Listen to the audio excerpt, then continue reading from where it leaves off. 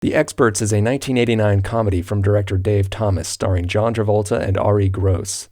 And if you haven't heard of it, I'm not surprised. If it is referenced at all, it is merely as a footnote to John Travolta's career, that being its ultimate low point, but also, and on a much brighter note, where he met Kelly Preston, whom he would later marry. I did a screen test for a movie called The Experts many years ago. Right. Yeah. And, look at this footage. Oh my gosh. So anyway, this is the dance scene from the movie. It's a fun comedy. I can't believe you had a clip. It's actually kind of sweet. But what about the movie? Well, most people think this movie is bad. Like, really bad. But I reject that hypothesis. It's not bad at all. In fact, I think it's great. Nothing breaks my heart more than to see people put their heart and soul into something, only for it to be rejected and quickly forgotten. But you know what? It's been over 30 years since it came out. So I think it's about time it's brought out of its exile and given some much belated love and attention. Over the years, I've tried to find out what exactly was the fate that befell The Experts. Why did it disappear like it did? But information on this movie is almost nowhere to be found. Almost. So what caused The Experts to become not only buried by time, but by the studio that made it? Well, we're going to get into that, along with what the heck this movie is about, and why it's special to me. The movie centers on two hip New York City guys, Travis and Wendell, who, thinking they're being taken to Indian Springs, Nebraska to open a nightclub, are actually brought to a secret spy town in the Soviet Union by the KGB. They're hoping that, with Travis and Wendell's hip style, they can give the place a much-needed modern update. What do you do when your top-secret KGB spy town is stuck in the 1950s? You bring in the experts. The movie can be found listed among other entries of the popular Cold War spy genre of the 1980s, like Little Nikita and No Way Out. However, with The Experts, there's a bit of a twist. Instead of focusing on Russian sleeper agents in America, we get Americans in Russia. So it gives us a fresh take on a familiar premise. Cool, right? Yeah. But unfortunately for The Experts, it was about 5 years too late. By the time the movie came out in January of 1989, the Cold War had already begun to thaw. Then, in December of that year, the Berlin Wall came down. And a few years after that, the Soviet Union broke apart. So, as you can imagine, there wasn't much of an interest in movies about Cold War spies anymore. If only the movie had come out in 1983, when tensions between the US and Russia were high, maybe then it would have found an audience. Okay, so maybe it was a victim of bad timing, but does that mean it's not worth watching? Of course not. Sure, you could say the movie is simply a product of its time, but every movie is a product of its time. So that's The Experts' big grain of salt. It's bad timing, and one of the things that ultimately derailed it at the box office. For years, however, bombing for this reason was only a pretty safe assumption. That is, until recently, when it was confirmed by Arye Gross himself during an interview on the Splat from the Past podcast. By the time the thing was getting ready to be released, there was great changes in the Soviet Union, and suddenly, the Cold War was ending, and the movie was starting to feel like old news. The Experts was completed sometime in 1987, but held in limbo by the studio until its release in January of '89. Clearly, the studio didn't know what to do with the movie and sat on it, and according to Gross, everyone could see the writing on the wall. Theatrically speaking, the movie was doomed. But that doesn't mean it couldn't have a second chance on cable, right? Well, indeed it did, and then some. At least for me, anyway. You see, The Experts was my first favorite movie. Along with my two older brothers, I would watch this movie religiously over and over on cable stations like HBO. But the obsession didn't stop with just watching it. The Experts became what was to be the first of many movies that my brothers and I recorded the audio of by sticking a tape recorder in front of the TV speaker. Then we would bring the tape with us on things like car trips, or wherever we were that didn't happen to have a TV and a VCR.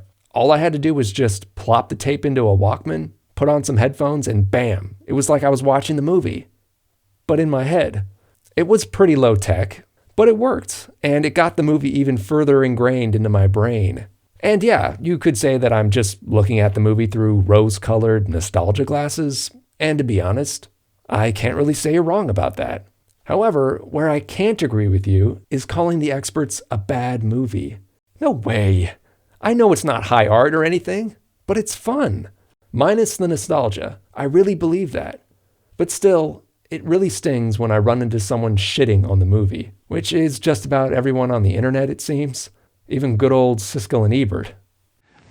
I don't know what the joke is here. I don't know what the drama is here. I don't know where the characters are. I don't understand what anybody's doing. I don't either. I was completely baffled. I was sitting there saying this movie was made by people who must have been hypnotized into thinking that they had a movie on their hands. As for Travolta, it's a tragedy in his career that he makes a big film like this and it's not even released in theaters. But watching his work here, all I could think of was, here's an actor who's in the wrong role, in the wrong movie, with the wrong script and the wrong dialogue. I think that it's unfortunate that it's singled out as a Travolta flop when actually everybody else failed before he even got to the movie. Siskel and Ebert usually didn't do segments for home video releases, so the mere fact that they were doing this was a big deal, because Travolta was a movie star, and he had fallen from his theatrical heights of the 70s to going straight to video in the 80s. It looked like nobody cared about The Experts, an unfortunate truth that Gross learned the hard way. When starting out promoting the movie regionally in Texas, he was taken by a limo to a theater in Houston where The Experts would premiere. However, when he got there, he saw that the parking lot was nearly empty. Confused, he thought that maybe the driver had gone to the wrong theater. But no, it was the right place. Undaunted, he plowed forward, and being the nice guy that he was, he invited the driver to come watch the movie with him. Still though, when they got to the box office, he wanted to be sure he was in the right place. You guys are playing The Experts, right? Yeah, we got that movie. I'd like to bring my driver in with me. Do you have another ticket for him? Oh, sure. We could squeeze you guys in. Something didn't feel right. As he and the driver walked into the theater, Gross was immediately slapped in the face by disappointment's cold, hard hand. He saw maybe 6 people in there.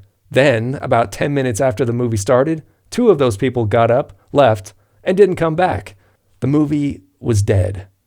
However, when I was a kid, I didn't know anything about any of this. To me, it was just a movie, like any other movie.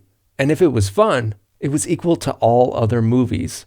Whenever I rewatch it now, or even just listen to it on my headphones, yeah, I still do that, it never fails to bring me back to a more innocent time.